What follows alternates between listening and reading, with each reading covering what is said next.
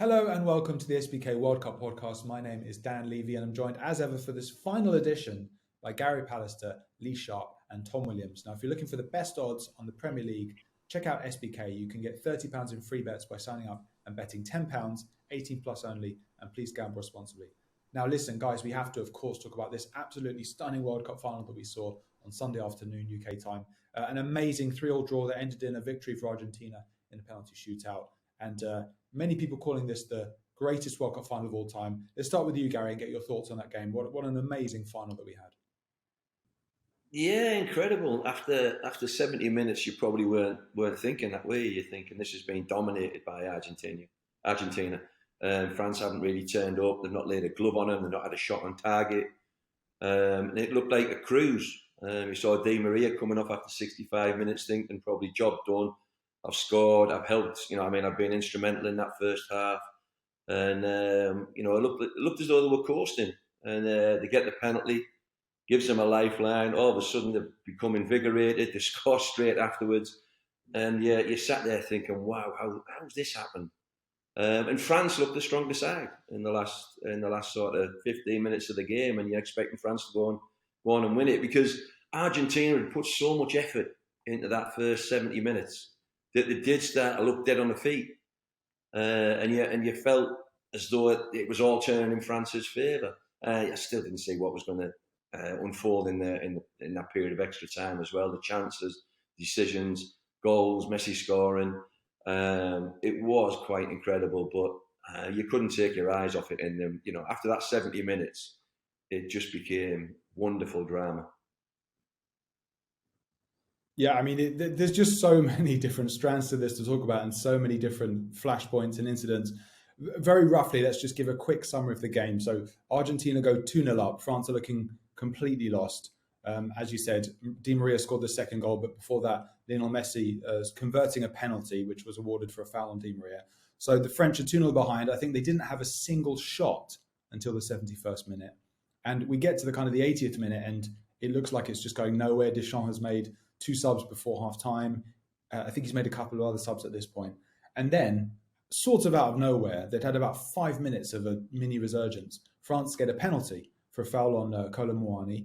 That's converted by Mbappe. And then I think it was something like 60 seconds later, he scores this stunning volley after a kind of 1-2 with Thuram.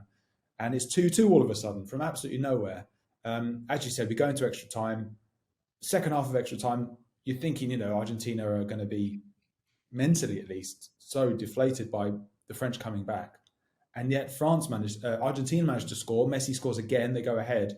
But then France get another penalty, and this time for a handball. And Mbappe converts that one too, and we go to the shootout, which we all know, of course, Argentina eventually won. Lee, what were your thoughts as well? And is this the best World Cup final ever? I'm not sure I'd go as far as saying that it's the best World Cup final ever. I think the last 20 minutes and extra time certainly might be one of the best extra times in the final ever. But yeah, I think Argentina had probably down tools and got their hands on the trophy before France had scored. We were sat here, I had one of my kids supporting Argentina and one of them supporting France, and one of them was nearly in tears, 2-0 down with 20 minutes to go, thinking nothing's going to happen. And then all of a sudden, they scored 2 and get themselves back into it. And you're thinking, momentum's definitely with France, and they're going to go on and nick it after playing poorly in this game as well. And Mbappe scores an unbelievable hat-trick. But then when you've got Messi in your team, there's always a bit of magic left in there. And an unbelievable last 20 minutes and extra time period. And like I say, I wouldn't go as far as to say it was the best final ever, but certainly it was an entertaining last sort of 40 minutes. Lee raises an interesting point because sort of on about 70 odd minutes, or probably even 80 minutes, you're thinking, well, this is actually quite a boring final, Tom. And then it kind of turns into what, at the very least, we can debate the actual kind of number one, but I think it's one of the best finals of any type you'd see anywhere. It was a phenomenal game. What were your thoughts on the game overall, Tom, and just the performance of both sides? Yeah, I mean, if you'd said to someone with about 15 minutes left, this is going to go down potentially as the greatest World Cup final of all time, they'd have wondered what you were smoking. Because at that point, Argentina are 2-0 up and cruising. As Gary said, France haven't laid a glove on them. and all of a sudden Mbappe springs to life. It is without doubt the most exciting World Cup final that I can remember watching. I mean, I was too young to remember the '86 final between Argentina and West Germany, but again, that had a similar scenario with Argentina nicking it late on. Go back to 1966, of course, the famous extra time between England and West Germany. 1954 and West Germany coming back against Hungary in the mud in Bern in Switzerland, and the most mythical finals in the history of the tournament. But yeah, as far as I'm concerned, this is right up there. I've never seen a more exciting World Cup final, and it was just the most remarkable game because France hadn't shown up at all, and the game seemed to be drifting towards a fairly comfortable Argentinian victory, and then all of a sudden Kylian Mbappe turns the game on its head. We then have that incredible extra time period. And something that I've noticed, something that's been sort of focused on quite a lot in the French media today, is that chance that fell to Randall Kolo Muani in the 3rd minute of stoppage time at the end of extra time. 1-on-1, the ball sits up really nicely for him and he hits it beautifully. And Emilio Martinez pulls out a kind of Peter Schmeichel style save, sort of spreads himself big. I think Argentina then go on the counter-attack down the other end, but France keep them out.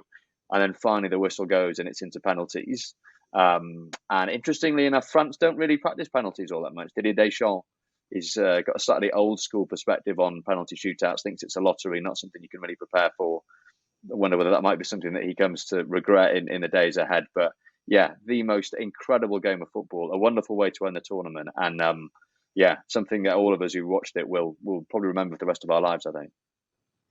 It's interesting you mentioned that late Mourani chance. I thought it was just a brilliant save by Martinez. Mourani actually didn't really do that much wrong. And I think, obviously, as we saw, Martinez was the difference in the shootout. He has a very good record in penalty taking or penalty facing. I think he saves about 23, 24%. And when you look at Hugo Lloris, it's more like 12. So going into that final, the betting odds actually had Argentina as favourites. And you have to think a large part of that was perhaps because they were shooting into the end with all their fans, but also, they were going second, which is typically a disadvantage. But I think it's because they had Martinez, and he's shown himself to be so good in those kinds of situations. The two individuals that it kind of are on everybody's lips at the moment are, of course, Lionel Messi and Mbappe. It's hard to know where to start. Mbappe pipping Messi to the top goal scorer of the tournament, the Golden Boot, with 8. He's now got 12 World Cup goals at the age of 23. So closing in, if you will, on Miroslav Klose's record, thing very fast. But, I think this final has to be about Lionel Messi. All this talk about the GOAT debate, he's kind of finally settled that part of his career and that part of the discussion by clinching the World Cup. Gary, do you want to just talk a little bit about Messi, what this might mean to him and his legacy, which, this being, of course, almost certainly his last World Cup game for Argentina and perhaps his last game for his country? Yeah, I mean that's why I picked Argentina. I wanted Argentina, I think, to win it because of Messi. I think he's been such a joy to watch over the years, mesmerising his skills, the way he beats people, how he manipulates the ball in really tight areas and scores wonderful goals and has been a talisman for so long for whatever team he's played for. So I felt as like it was just reward for him. That debate was going to go on about whether he's up there in the pantheon of world greats because he hasn't won a World Cup. I didn't buy into that. You look at what he's done over a lifetime of playing football, and he's been exceptional. So just for that reason, for the people who are going to say, well, he didn't win a World Cup, I'm glad he did it because his ability far outweighs whether he won the World Cup or not. So, yeah, I did have a bad feeling once it went to penalties that he would miss a penalty and Argentina might crumble. But how cool was he when he walked? Well, for both penalties that he scored, he's just like dribbled him into the goal, waited for the keeper to dive and put him the opposite way. So when everybody else was losing their heads, he certainly kept his. So yeah, I think it was just rewards for certainly. I maybe have him as the best ever that I've seen. Pele and Maradona. I think that's maybe the top 3 for me. And yeah, you could see it in him when he walked up after he got the player of the tournament and he kissed the World Cup. I think you saw in them few seconds what it actually meant to him, what it meant to his country. And you've got to remember he's dealt with that pressure as well all his career of being that figure for Argentina, and to eventually deliver it for them fans. Well, it was fantastic to watch and see live. When you say, he's kind of finally won the World Cup and he's done it scoring 7 goals, or I think 4 of them were penalties, but still pretty high pressure penalties if you include the one in the final, certainly. And on top of that, he's just been instrumental, right? That phenomenal assist in the semi-finals, and just the way he's played, he's been not quite probably at his absolute peak, but he's been absolutely pivotal to this Argentina team, and they clearly wouldn't have done it without him. And it's what a way to do it at the very tail end of his career. To be fair to you, Gary, your prediction was a 1-0 Argentina win with a Messi goal or assist. So considering no one was predicting 3-3, I think that's actually not bad. Lee had 3-1 Argentina. You did specify Alvarez will get 2, which at the time I thought was unwise and risky. But nonetheless, Argentina did 2. Because you didn't need to be that specifically. You could have just said anything. But I respect the fact that you went so specific. And Tom had Argentina 2-1. So you all had Argentina winning. That's the important thing. All got it right. Lee, let's talk a bit about Mbappe, because considering that this was Messi kind of finally sealing his World Cup, Mbappe really found a way to also show that the preeminent talent in the world is him. What a performance from him. I mean, 3 goals, the first man to score a World Cup final hat-trick since Jeff Hurst, and the only other one. And it feels pretty harsh that he does that, scores in the shootout, and he's still on the losing side. Yeah, I think it's. I think this World Cup has been a lot about Mbappe. I don't think he's particularly set the world alight in certain games. We certainly know the French team as a whole haven't, and they've relied on him a lot. But I think even not playing great, the goals and the chances have all still come through him. I think the way he carries the ball from defence to attack and changes defence into attack in split seconds, I think is incredible. I think his ability, I think it was the goal in the semi-final where he went on a little mazy dribble and ended up ricocheting the ball to one of his other French teammates who put it in the back of the net. I think every chance, every goal has sort of stemmed from him. And then a hat-trick in the World Cup, just when France looked dead and buried, he scores a penalty which gives him half a lifeline. He then scores a fantastic volley to equalise. And again, I think we've seen a special player come good in big moments. And like I say, he's only 23. I think he's got a few more World Cups to come, and I think we've still got to see the best of him, even though he's been, France's best player. Tom, do you want to give us the French view? Obviously, you watch the French media closely. What was the view on this final and the performance? Yeah, a lot of regret. Like I said, a lot of focus on that chance that fell to Randall Colomwani right at the end of extra time. I mean, no blame attached to him. I mean, as you said, he couldn't have hit it more sweetly. It was just unfortunate that Emiliano Martinez pulled off such an incredible save. A lot of pride, I think, at having participated in such an incredible game. A lot of credit for Didier Deschamps managing to turn things around after that really sluggish first half performance, first hour or so. And even though it took until the last 10 minutes, I think you could see that from half time, making that really big call to take off Ousmane Dembele and Olivier Giroud at the same time. Okay, Dembele was having an absolute nightmare, but still pretty surprising to see a double substitution 4 minutes before half time in a World Cup final. That clearly helped France. Then he kind of went for broke with 20 minutes to go. Took Antoine Griezmann off as well, and it worked out. And and had a few more things gone in France's favour, they could well have won that game. So, regret at having finished on the losing side, but I think a lot of pride at the way the team performed. And we shouldn't forget that playing in World Cup finals and competing for the biggest prizes in the sport, this is all still quite new for France. France had never played a World Cup final until they won it in 1998. They'd won one major tournament prior to that, the 1984 European Championship. So it's not like this is something that has always been part of France's history. So I think that the fact of having written a page in World Cup history, albeit having finished on the losing side. I think that's something that gives French people a lot of pride and a lot of satisfaction. But yeah, I think having come so close to pulling off an unlikely victory, I think disappointment probably the prevailing emotion, as you'd expect. Yeah, it's interesting, the Deschamps kind of discussion, because he's been at the helm, 10 years, and you say France hadn't played a major final until 1998. I think if you include that, I would make it 6 major finals since then, including that one. So you've got the 98 World Cup final, you've got 2000 Euro final, 2006 World Cup final, and then they've done the Euros 2016 World Cup, last time in this World Cup. And Deschamps was playing or managing 5 of those. Yeah. So, I mean, the career this guy's had is unbelievable. Is he going to stick around, or is this kind of the end for him at Folie Bleu? I mean, that's the big question. The deal before the tournament was that if France reached the semi-finals, the decision would be up to him.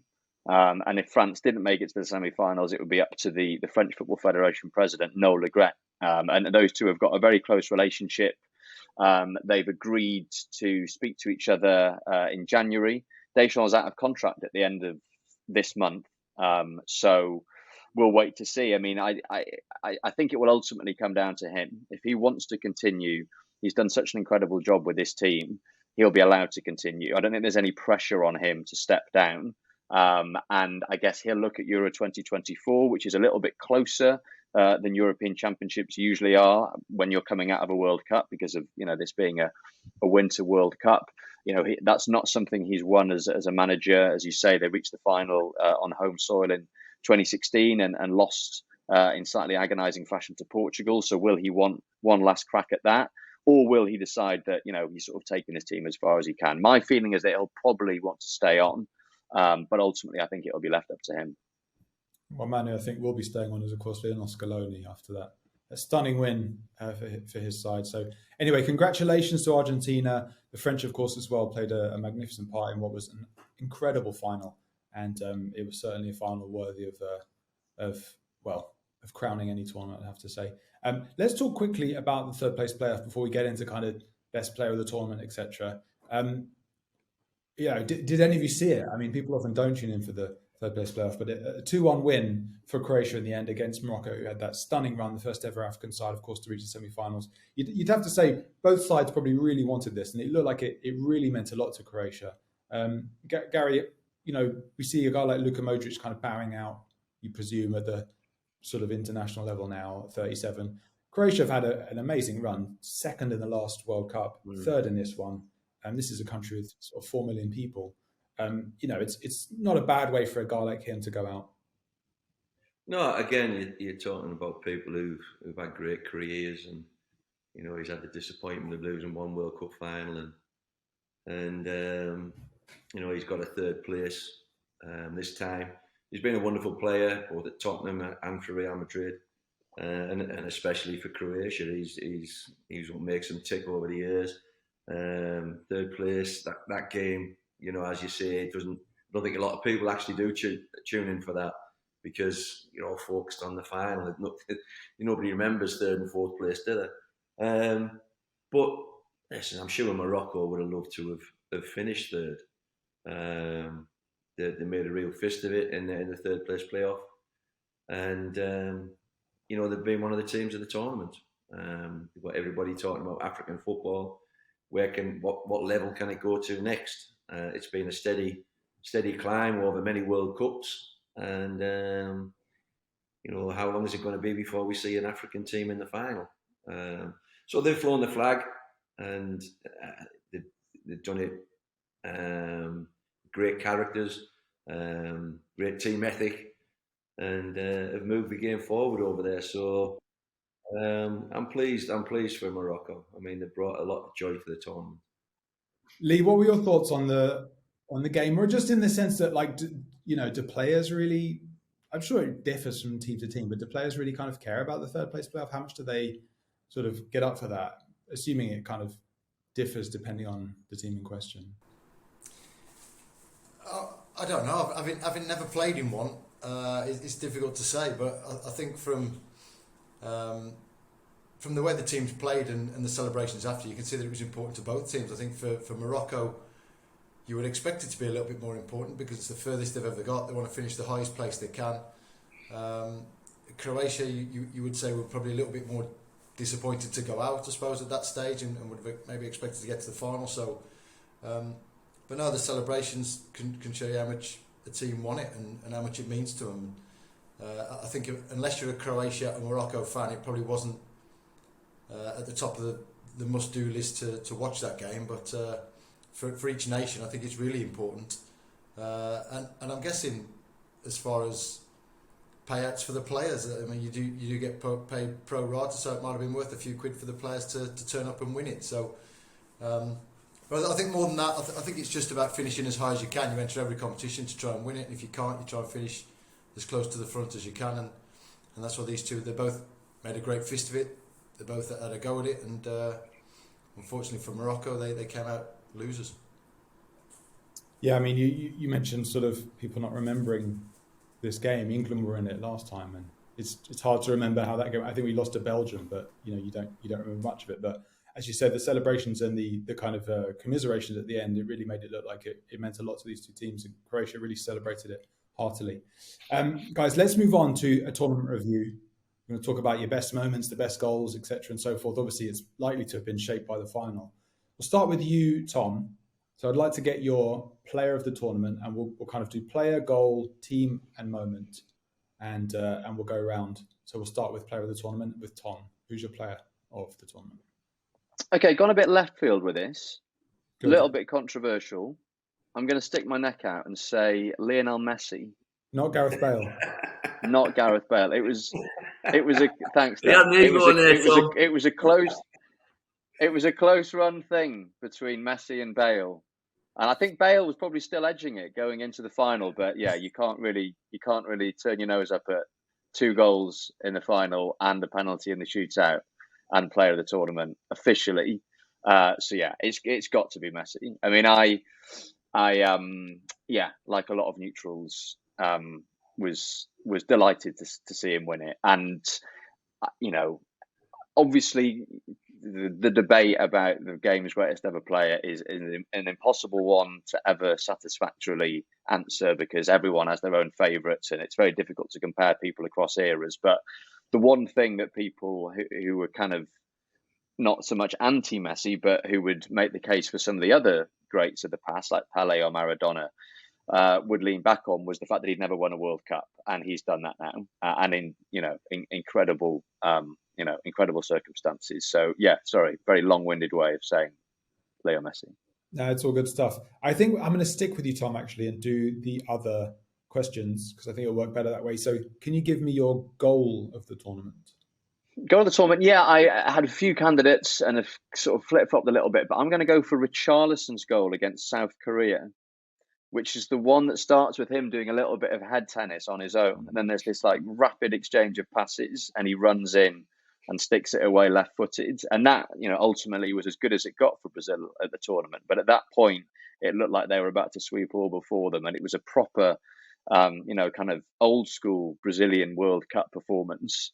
And I thought that goal just summed it all up beautifully. It was a reminiscent of, I think his name was Kurlon. That was the man. That was the seal dribble. Yeah, gone but not forgotten. A lovely move. It kind of combined a lot of things. All right. Now, I'd originally put in the notes to pick a team of the tournament, meaning a nation of the tournament. But Tom, I understand you've done a full 11. So do you want to not waste that effort and tell us your 11 of the tournament? Yeah, I mean, obviously, I'm just such a big nerd. I couldn't help myself. I've put together a team of the tournament. So, without further ado, I've got Emiliano Martinez in goal, back four of Achraf Hakimi, Josko Gvardiol, Roman Saiz, Marcos Acuna. Dogs in agreement already. Dogs loving the back four. Midfield three, Antoine Griezmann, even if he was terrible in the final, Sofiane Amrabat and Enzo Fernandez, and then a front three of Lionel Messi, Julian Alvarez, and Kylian Mbappe. It's a decent team. It is a decent team. I think Fernandez won Young Player of the Tournament, didn't he? He did, yeah. He Yeah. did. Okay. Well, that is a strong team. Do you want to give us your moment of the tournament? Again, it might be sort of hard not to bias this towards the final, but give us your moment of the tournament. Yeah, I mean, there were so many moments. I think it has to be Mbappe's volley to equalise in the 81st minute, because, yeah, he'd been anonymous. Obviously, he'd scored his penalty at that point, but, prior to the penalty, he'd been anonymous. France had been anonymous. And then all of a sudden, click of your fingers and it's 2-2. Mbappe's shown up and scored an absolutely incredible goal. And, and that's what took us into extra time, which ended up being even more dramatic. So, yeah, I'll go for Mbappe's equaliser, Mbappe's first equaliser in the final. Gary, I'd love to get your goal of the tournament, please. Sorry, your player of the tournament. Yeah, well, I won't be long-winded, Tom. I'll just go Messi. We've talked an awful lot about him. Delivered on the big stage, delivered when the pressure was on most. Huge expectation. And, one player of the tournament, ended up winning the World Cup.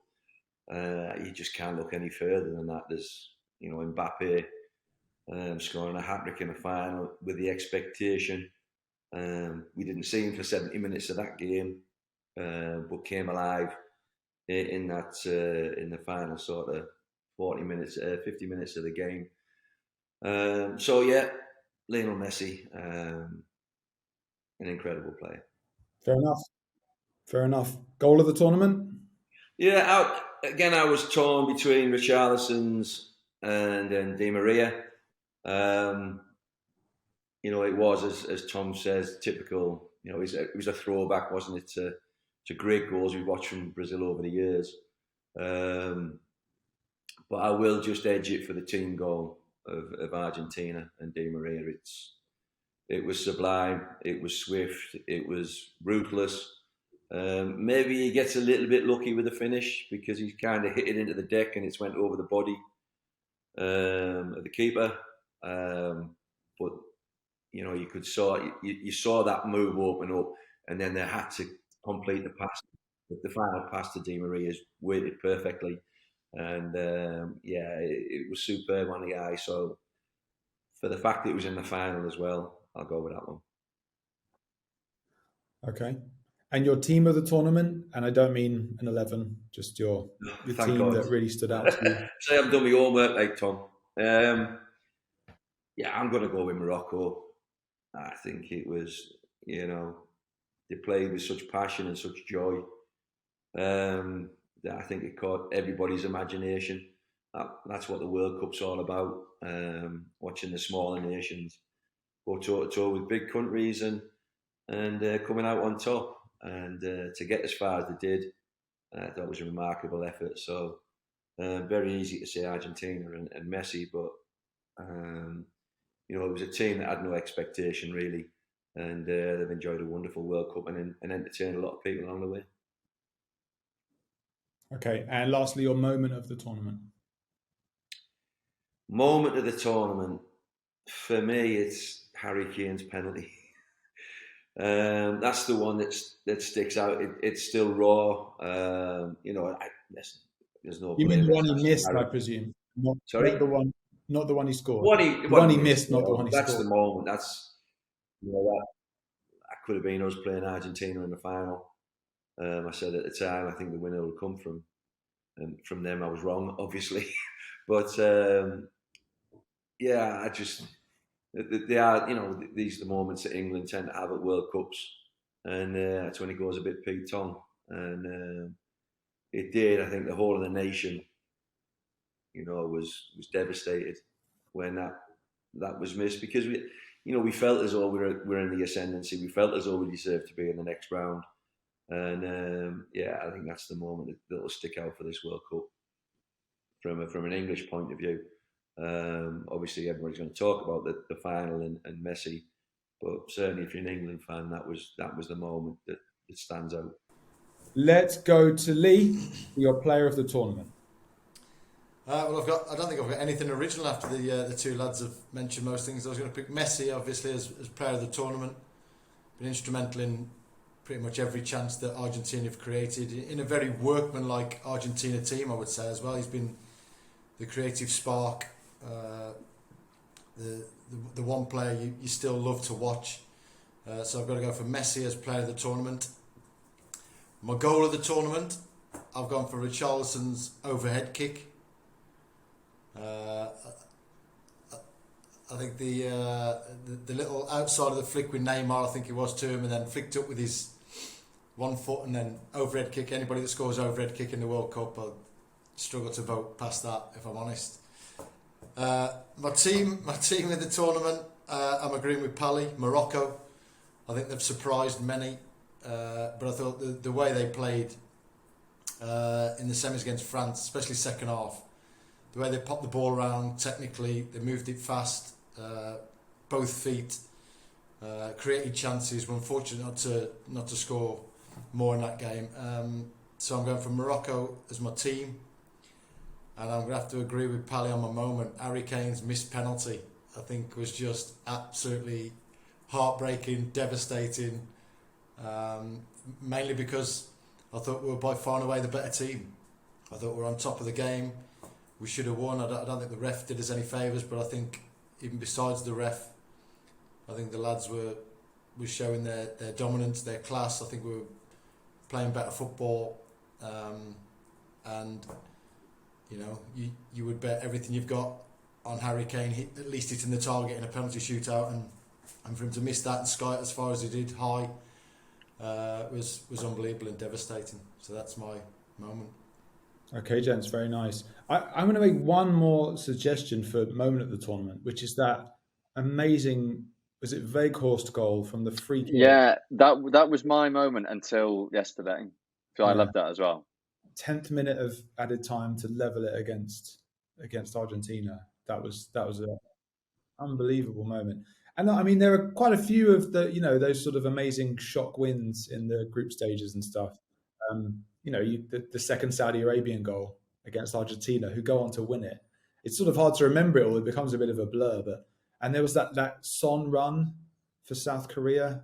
I forget which game, but where he sort of ran about 70 yards and then had to wait for his teammate to catch up with him in the box to get a late. Was it a winner or an equaliser? I can't remember now. Yeah, I can't remember either, but I remember watching it and enjoying it. But yeah, it's all a blur, the group stage. The Cameroon beating Brazil, that header, that late header, was it Abubakar? Yeah, and Abubakar's goal, who was that against? The scoop. Was that against Serbia, maybe? The sort of Karol Poborski style scoop. That was one of the goals of the tournament as well. Definitely. And then, of course, there was, you know, you think France lost to Tunisia, and there was that kind of VAR moment where their goal was disallowed, the French goal, the equaliser, after the full-time whistle, giving Tunisia a win against France. There were just some unbelievable moments in this tournament. There you go. All right, gents, listen, we do looking sharp, but I mean, is there much point just talking about Messi again? Who's impressed you, Lee, since we last spoke? I mean, we could just talk about Messi. Is there anyone else apart from Mbappe and Messi who you thought had a really noteworthy final who you'd like to pick out for looking sharp? I don't know. I think mine would be what's the guy's the midfielder you mentioned? From Morocco. Oh no. Ulai, no. Oh, McAllister. No, From the guy from Morocco. Was outstanding. Unahi. Unahi, yeah, Unahi looks the real deal. I mean, he sort of floats across the grass, doesn't really seem to leave a footprint wherever he leaves. Both-footed, can pass it, can get stuck in. A little bit of a Jude Bellingham, who I also thought was amazing this World Cup for a 19-year-old kid. I think he probably deserves a little accolade to say how good he was and how he sort of drove the team as a 19-year-old kid. He was incredible. Okay, good stuff. We have to close off Take on Pally. Obviously, we're not going to do another round, but you were all biting your nails going into this final one because it was double points. Now, Tom was leading 12-9 going into this, and we had Croatia v Morocco, both teams to score. Gary said yes. Tom said no. Gary was right. And with double points, that puts Gary just 1 point behind Tom. So 12-11 was the score. The next one was Argentina v France, who would win. And we had Gary saying France and Tom Argentina. So Tom taking the points there, 14-11, which, as you'll know, seals the victory. But just to close it off, Burnley against Middlesbrough, EFL Championship, over 2.5 goals. Gary, do you know the score from this game? 3-1. 3-1 it was. I'm not even trying to wind you up. I'm just checking whether you knew. So that was Gary said no, Tom said yes, and it was Tom who was right, and it was 3-1 to Burnley, I'm afraid, for Gary. Crushed. So not only did his team lose, but he lost in take on Pally, and Tom very much took on Pally. Well done, Tom. So 16-11. Oh, get in. I must admit, I worried that I'd been done over by this Man United Old Boys Act with the the controversial call for double points in the final round, but managed to just about survive the Pallister resurgence. Form is temporary, Tom. Okay. Now, the big main event of this final pod, of course, is who's the sharpest pal. The final round. Now, we've had the Lee Sharpe round, we've had the Gary Pallister round, we've now got the Tom Williams special. So going into this, I did tot up all the points. What do you think the score is, guys? This is Gary against Lee. What do you think the score is? I don't know. It's about like 21-14 or something ridiculous. I'm going to go 14. Is he winding me up? Are you winding me up? I'm miles behind, I know that. It is 21-14. How do you know that? Oh, Sharpie's been counting. I don't know. He's been counting. Oh, yeah, of course I have, yeah. Because I'm a proper He hasn't slept for a week. You can go back and watch it. Yeah. That's unbelievable. Although last night, I did accidentally post it in our WhatsApp and then I deleted it. So maybe you saw it. There you go. That's what you did. Was it treble points this week? Did you see it? Last night watching the game, so I don't know whether I saw anything. It is, as I told you all earlier, is 21-14 to Gary. And so Lee, I think, had a sneak peek at that, which means he's probably seen the questions. But it is going to be treble points for this one, just to keep things interesting. And what we're going to do is we're going to go through Tom's first book, Do You Speak Football? Available in all good bookstores, etc. and so forth. Now, this book is about all the different terms that people use around the world in different languages for football and what they might mean. So what we're going to do is we're going to pick out 5 of them, and I'm going to ask you what that means. And obviously, whoever gets it right gets 3 points. So, question 1. In Hungarian, what is and you'll have to pardon the pronunciation here, kuteni, which means an apron. What is an apron in Hungarian when it comes to football? Is it A, a defensive midfielder? Is it B, a clean sheet? Or is it C, a nutmeg? An apron. Apron meaning a defensive midfielder, a clean sheet, or a nutmeg. I'm going to go with defensive midfielder. It's got to be A or B, isn't it? Okay. Lee? Yeah, well, I'll have to go clean sheet then. You're both wrong. It's a nutmeg. What? Tom, do you want to explain why it's a nutmeg? Ridiculous. What do they know about football? Not sure. I'm not sure I can even remember why it's a nutmeg. I think it's an apron protects you. I think it's because if you're wearing an apron, you spill nutmeg on it. No, it's because if you're wearing an apron, you can't get the ball through between your legs. So that's the one. That's the one. Yeah, I do remember now. There are many languages that have a similar thing where if you're wearing a piece of clothing, I think there's a language where it's about what the monks wear, and the ball won't go through your legs because you've got, which I think features in a World Cup advert, but we won't delve into advertising. Yeah, so basically you would, if you nutmeg someone in Hungary, it comes from the idea that you'd say to them, oh, maybe you should try wearing an apron next time. And then from that, apron became the nutmeg word. Next up, question 2. In Italian, what is an abatino? An abatino, meaning a young priest. Okay, now is it A, a talented midfielder who is afraid to get stuck in? Is it B, a player who gets away with fouls easily? Or is it C, a referee who is new to the league? So it's an abatino, a young priest. And is it A, a talented midfielder who's afraid to get stuck in? B, a player who gets away with fouls easily? Or C, a referee who is new to the league? Over to you, Sharpie. I'll say B. B. Player who gets away with fouls easily. All right. I'm going to go with C. Okay. It's actually a talented midfielder who's afraid to get stuck in. The reason I picked this being, of course, because I think that's probably how you might have described Lee Sharpe back in the day, Gary. As an attitude. Oh. Controversial. Fair point. There's no Fair need for point, that, Sharpie. mate, to be honest. Truth hurts, doesn't it? I'm calling it talented, but I do believe Gary said you couldn't tackle. So I'm going to put those words in his mouth. There's one on video where I tackled Mal Donegal with. I think that was it. Mal Donegal. All right, well, I'm afraid null point again, guys. So Gary still leads 21-14. And we're going to move ahead to question 3. Now, question 3 is, in Portuguese, what is onde dorme a coruja? Onde dorme a coruja, which is where the owl sleeps. So what does where the owl sleeps mean? Is it the centre circle, the top corner of the goal, or is it the left or right wing? Centre circle, top corner of the goal, or the left or right wing? It's got to be top corner of the goal. It's got to be top corner, surely. Top corner. It is top corner of the goal. Yeah. It is top corner of the goal. That is 3 points each. Well done. Okay, we'll move on to question 4. What is an armario, meaning a wardrobe? Is it a big, burly, no-nonsense centre-back? Is it an own goal? Or is it a coach who's about to get sacked? A wardrobe in Spanish. Big, burly, no-nonsense centre-back, an own goal, or a coach who's about to get sacked? Harry Maguire. It's a big centre half, isn't it? I'm going here. Gary? Big wardrobe. Centre half.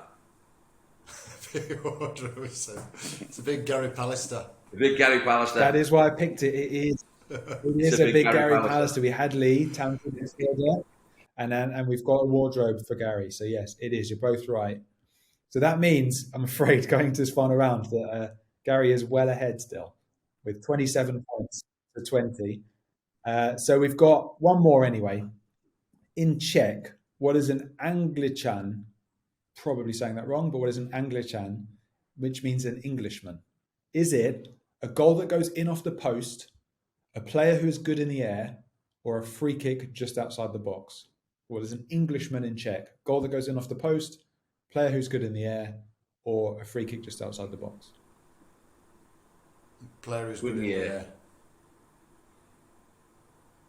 Yeah, both going for that. Either. It is. Tom, do you know this one?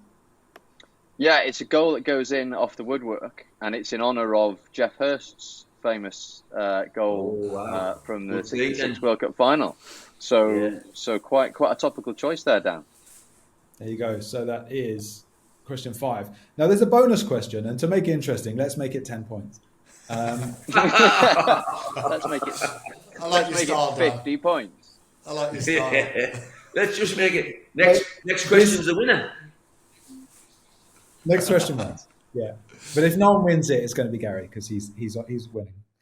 So this is a bonus question. It's unrelated to the book. Famously, Tom's Twitter handle is Tom W Football. Now, for the 2012 London Olympics, Tom was sent to cover a different sport and created an alternative Twitter account via which to report on that sport. What was the name of that Twitter account? And it's still live. So this is the other sport Tom was covering at the Olympics in 2012. Was it Tom W Rugby, Tom W Gymnastics, or Tom W Swimming?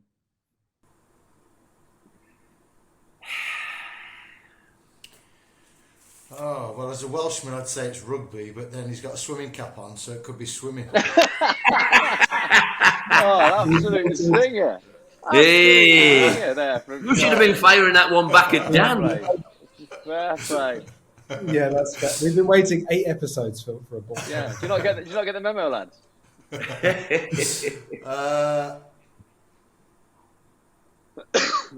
think rugby might be a bit too obvious because he's Welsh, so I'm going to go with swimming. Gary? Yeah, I mean, Gary's frozen time. I'm going to make it interesting and go with something different, obviously, just to make it a crescendo of noise here when I win. I will go with rugby.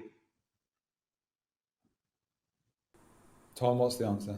It's a bit obvious, isn't it, surely? It is a bit obvious, but it isn't swimming either, I'm afraid, Lee. It was gymnastics. Gymnastics correspondent for about 3 weeks. Yeah. And what have you got to do with gymnastics, Tom? Absolutely nothing. Nothing. Absolutely nothing. Right. Okay. Yeah. They were clearly That was a good choice then. short-staffed. There was a gap. There was a gap in the team. Yeah, no one else would do it. So There's yeah, a niche in the market. that was it.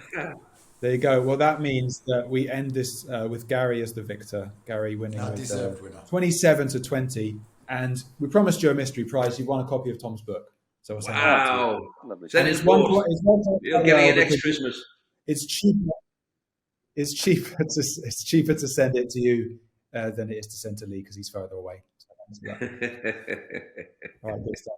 Gents, listen, we're going to leave it there. It's been a fantastic tournament, but it's really been an absolute pleasure doing this podcast with you all. So thank you so much to Gary Pallister, to Lee Sharpe, and to Tom Williams. It really has been super fun. I've enjoyed it massively. So thank you to all of you guys.